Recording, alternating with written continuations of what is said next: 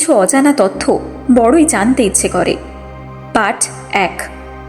বামফ্রন্ট সরকারের শেষ দিকে নন্দীগ্রাম আন্দোলন, গুলি চালানো, 14 জনের মৃত্যু। পরবর্তীতে বুদ্ধদেববাবুর তদন্তের ফাইল 2011-য় নতুন সরকার এসে এই তদন্তের ফাইল বন্ধ করে দিল।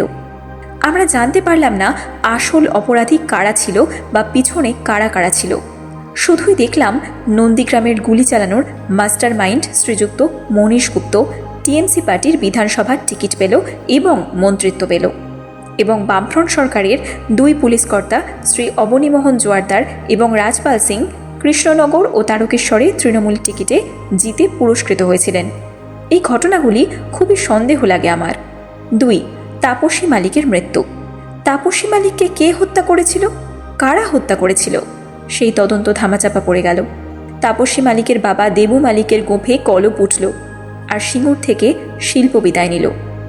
কৃষকরা যারা জমি দিয়েছিল তাদের অবস্থা তো আরও শোচনীয় হলো। যে বিড়ি খেত বেচামান না, সে মাঝখান থেকে কোটিপতি হলো। 3. 100 দিনের বকেয়ার টাকা আমরা পাচ্ছি না, কেন্দ্র নাকি আটকে রেখেছে। আমরা অভয়ার মৃত্যু বা অন্যান্য কারণে সুপ্রিম কোর্টে যেতে পারছি, তাহলে 100 দিনের প্রাপ্য টাকাটা আমরা পাচ্ছি না কেন? তার জন্য আমরা সুপ্রিম কোর্টে যাচ্ছি না কেন? 4. যখন 26,000 শিক্ষকের চাকরি গেল, তখন আমরা ঘোষণা করেছিলাম, তখন আমরা বলেছিলাম ABC থেকে Z পর্যন্ত সমস্ত প্ল্যান আছে, এদের চাকরি কিছুতেই যেতে দেব না। কিন্তু সেই প্ল্যানগুলো কোথায় সেটাও তো আমরা জানতে পারলাম না। 5.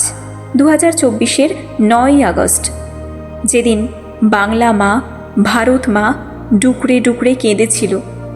অভয়াকে যেভাবে হত্যা করা হয়েছিল, কেন হত্যা করা হয়েছিল? এত নৃশংসতা কেন? কেন এত রাগের বহিঃপ্রকাশ? অভয়া কি তাহলে হাসপাতালের 2 নম্বরী চক্র ধরে ফেলেছিলেন? যেমন দেহ পাচার, অপারেশন টেবিলে রোগীকে হত্যা করা, অঙ্গ পাচার বা হাসপাতালে যৌনচক্র বা আরও অনেক কিছু। পয়সা দিয়ে পাশ ফেল, পয়সা দিয়ে স্বর্ণপদক। কেননা চারিদিকে যে জঞ্জাল, এই জঞ্জালেই তো আরজি করের সন্দীপ ঘোষেদের মতো লোকেদের জন্ম হয়। তার জন্যই কি তার টানা 3 দিন ধরে ডিউটি পড়েছিল?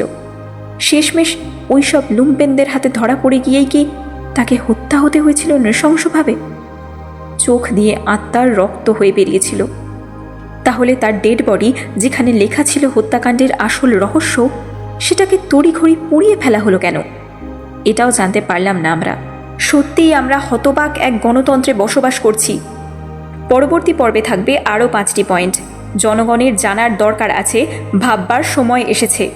নমস্কার, আপনাদের সকলকে আগামীর শুভেচ্ছা। নতুন সূর্য উদিত হোক।